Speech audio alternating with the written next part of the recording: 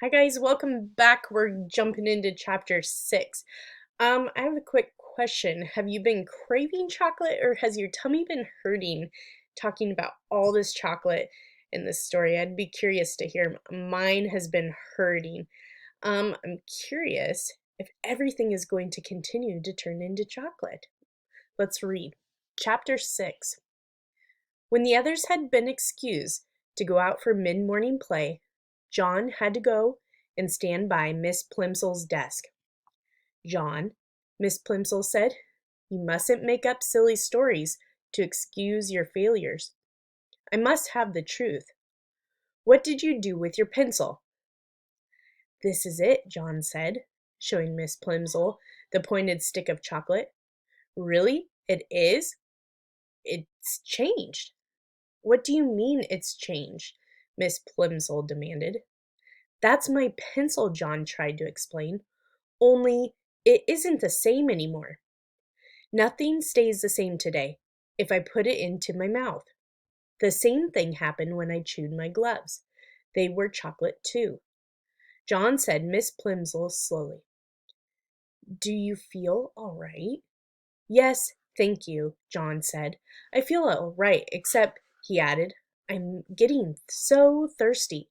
The water from the water fountain turned to chocolate, and so did the water upstairs. I would like a drink of cold water." "Yes, John," Miss Plimsoll said. She suddenly looked pale. "You run out and play with the others. I'm going to have a talk with the nurse." "And John," Miss Plimsoll said, as he started toward the classroom door, "here's another pencil. Be a good boy and try not to lose it. I'm afraid I'll have to keep this piece of chocolate until school's out. You know we don't allow anyone to eat candy in school, or in class, excuse me." Miss Plimsoll put the slightly chewed chocolate pencil in her desk drawer, and John went out to look for Susan. He found her skipping rope with two girls in his class. John usually scorned skipping rope. He preferred hide and seek, tag, FBI, and spies, kick the can, or any other good, exciting game. Jumping up and down in one place just to avoid being hit by a rope seemed silly to him. But he was sorry for having spoiled Susan's silver dollar, and he was willing to make a sacrifice. "Susan," he said.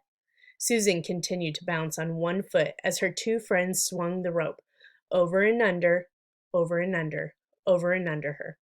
She didn't seem to notice John. "I'll skip with you," he offered. Susan stopped, and the rope was caught by her shins. "Let's try doubles. Backwards," she said, but not to John. She ignored John. "You go first, Betty. Ellen, you go second. I'll go last. The one who does it the most times gets the first slice of my birthday cake." Susan looked at John, raised her eyebrows, shut her eyes, and stuck out the tip of her pink tongue. Then she turned back to the girls and smiled. Ellen whispered in Betty's ear, and Betty whispered in Susan's ear. Then all three of them looked at John and at each other again and burst out laughing.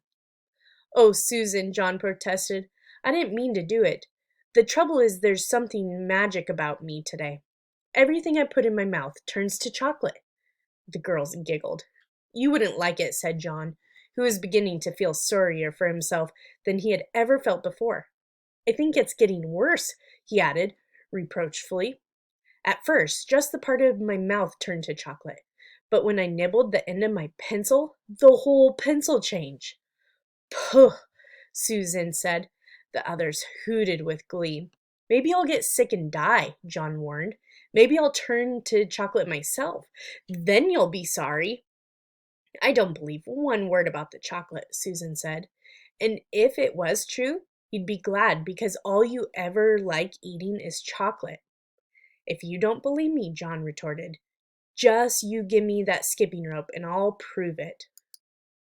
The girls looked questioningly at each other for an instant, but as they hesitated, the bell rang, and it was time to go back to the classroom. The rest of the morning passed slowly for John. He was afraid that his mother was going to be cross about the missing gloves. She might not accept the excuse that he had eaten them. He regretted his messed up arithmetic test. He was sad about Susan's anger and disbelief, and he was getting terribly thirsty. Once during geography and once during art, he was excused to get a drink of water. Both times, however, he swallowed nothing but sweet chocolate. His mouth was getting stickier and sweeter and drier by the minute. That brings us to chapter 7. Let's look at our questions that we're going to answer today in our Google Classroom. So the questions for chapter 6, the first one is, when John approaches Susan on the playground, she won't let him skip rope with her and her friends. What does she do instead? The second question, what does John offer to eat next to prove the chocolate magic is true? And the third question is, you are going to have a summary. Again, go ahead and submit those so that your teachers can provide you feedback, and then we'll get those turned back to you guys for tomorrow's questions. Look forward to hearing from you.